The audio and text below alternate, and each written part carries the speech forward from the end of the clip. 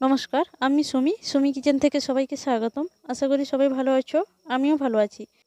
আজ আমি নতুন আরও একটা রেসিপি নিয়ে এসেছি। রেসিপিটা পুরো দেখার জন্য অনুরোধ করব। যদি ভালো লাগে লাইক কমেন্ট শেয়ার করে দেবেন। তো আজ আমি নাস্তার রেসিপিটা বানাবো, তার জন্য আমি এখানে পিস পাউরুটি নিয়েছি, 8 পিস পাউরুটি নিয়েছি, আর 3টে বড় সাইজের আলু সিদ্ধ করে নিয়েছি।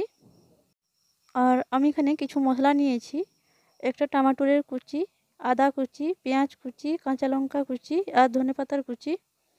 তো আলুটাকে আমি রান্না করে নেব, তার জন্য আমি একটা গ্যাসের মধ্যে কড়াই বসিয়ে দিয়েছি। দিয়ে দিচ্ছি সরষের তেল। তেলটা হালকা গরম হয়ে গেছে, এখন আমি দিয়ে দিচ্ছি আদা কুচি। আর প্রথম আমি আদাটাকে ভেজে নিচ্ছি। আর প্রত্যেকটা মশলা ভাজার সময় গ্যাসের চুলাটা লোতে রেখে আমি মশলাগুলো ভেজে নিচ্ছি। তো দেখতে পাচ্ছ বন্ধুরা, আদাটা ভাজা হয়ে এসেছে। এখন আমি দিয়ে দিচ্ছি পেঁয়াজ কুচি। তো আমি এখানে একটা বড় সাইজের পেঁয়াজ ছোট ছোট করে কুচি করে নিয়েছি। তো পেঁয়াজ আর আদাটা আমি ভেজে নিচ্ছি। পেঁয়াজ আর আদাটা একটু লাল করে ভেজে নেওয়ার পর এখন আমি দিয়ে দিচ্ছি কুচি করে রাখা কাঁচা লঙ্কা। তো কাঁচা লঙ্কা আর আদা পেঁয়াজটাকে আমি আবারও ভালো করে ভেজে নিচ্ছি। কাঁচা লঙ্কাটা দেওয়ার পর কিছুক্ষণ আমি ভেজে নেওয়ার পর দিয়ে দিলাম টমেটোর কুচি। তো এখানে আমি ছোট একটা টমেটোর কুচি করে নিয়েছিলাম। টমেটোটাকে একটু ভেজে নেওয়ার পর দিয়ে দিচ্ছি ধনে পাউডার আর দিয়ে দিচ্ছি চাট মশলা। তো সবগুলো মশলা আমি চা চামচের হাফ চামচ করে দিয়ে দিচ্ছি। আর দিয়ে দিলাম মিক্সচার মশলা আর সামান্য একটু হলুদ।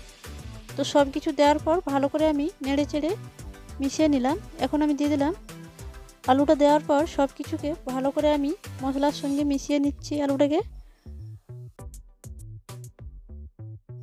আলুটাকে মশলার সঙ্গে ভালো করে মিশিয়ে নেওয়ার পর এখন আমি দিয়ে দিচ্ছি ধনেপাতার কুচি। তো ধনেপাতার কুচিটা দেওয়ার পর ভালো করে আলুটাকে নেড়ে চেড়ে আমি ঠান্ডা করে নেব। আলুটা এখন তৈরি হয়ে গেছে, এখন আমি নামিয়ে নিচ্ছি আলুটাকে।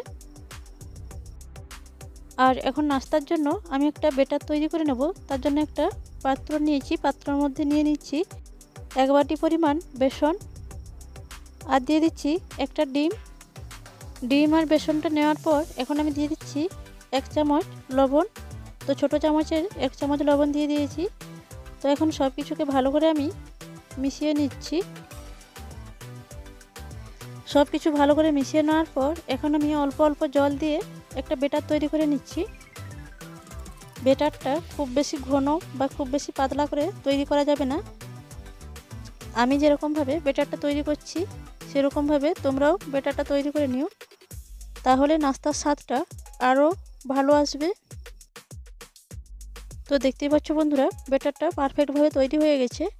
এখন আমি ব্যাটারটা সরিয়ে নিচ্ছি। তো আলুটা ঠান্ডা হয়ে গেছে, এখন আমি নাস্তাটা তৈরি করে নেব। একটা পাউরুটির পিস নিয়ে অল্প অল্প আলু দিয়ে খুব ভালোভাবে উপরটাকে চারধার আমি ভালো করে লাগিয়ে নিচ্ছি পাউরুটির উপরটায়। দেখেই বুঝতে পারছো নাস্তাটা আমি কীরকমভাবে তৈরি করছি। আর পিস রুটিটার কোনো অংশে যেন আলুটা না বাদ থাকে, তো আমি ভালো করে চারধার মিলিয়ে দিলাম আলুটা। তো এখন একটা তৈরি হয়ে গেছে, এটা রেখে দিচ্ছি। আরও একটা তোমাদের বানিয়ে দেখাচ্ছি।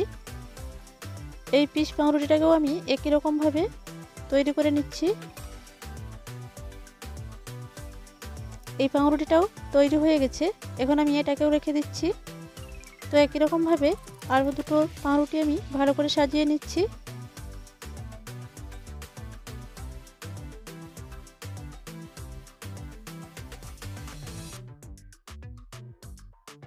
তো দেখতে পাচ্ছ বন্ধুরা, 3টে পাউরুটি আমার ভালোভাবে বানানো হয়ে গেছে। লাস্টটা এখন আমি বানিয়ে নিচ্ছি।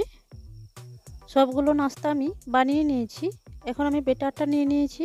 তো ব্যাটারের মধ্যে একটা নাস্তা নিয়ে ভালো করে চারপাশ ব্যাটারটাকে ভালো করে লাগিয়ে নেওয়ার পর 2 পিঠ ভালো করে উল্টিয়ে ব্যাটারটা লাগিয়ে নিয়েছি। এখন একটা গ্যাসের মধ্যে প্যান বসিয়ে দিয়েছি আর এর মধ্যে আমি নাস্তাগুলো ভেজে নেব। এখানে দিয়ে দিলাম সরষের তেল। তো তেলটা ভালো করে প্যানের চারধার ভালো করে ছড়িয়ে দিলাম। তো এখন আমি একটা একটা নাস্তা প্যানের মধ্যে দিয়ে দিচ্ছি। তো এখানে আমার প্যানটা বড় থাকার জন্য সবগুলো নাস্তা আমি একবারেই ভেজে নেব। তো সবগুলো নাস্তা আমি প্যানের মধ্যে দিয়ে দিয়েছি। তো গ্যাসের চুলাটা লোতে রেখে আমি 30 সেকেন্ড মতো ভালো করে ভেজে নিয়েছি। এখন আমি অপর পিঠ উল্টিয়ে নিলাম। তো সবগুলো নাস্তাকে আমি ভালো করে উল্টিয়ে নিচ্ছি। সবগুলো নাস্তাকে উল্টিয়ে নেওয়ার পর আবারও আমি এই পিঠটাকেও 30 সেকেন্ড মতো ভালো করে ভেজে নিচ্ছি। এই পিঠটাও 30 সেকেন্ড মতো ভাজা হয়ে গেছে। এখন আমি উল্টিয়ে নিচ্ছি। আর নাস্তাগুলোর দুই পিঠ উল্টিয়ে পাল্টিয়ে ভালো করে আমি নাস্তাটা ভেজে নিচ্ছি। তো নাস্তাগুলো দুই পিঠ ভালো করে উল্টিয়ে পাল্টিয়ে ভেজে নিয়েছি। আর দেখতেই পাচ্ছ বন্ধুরা নাস্তাটা কত সুন্দর লাগছে দেখতে, আর খেতেও খুব দারুণ স্বাদ লাগে।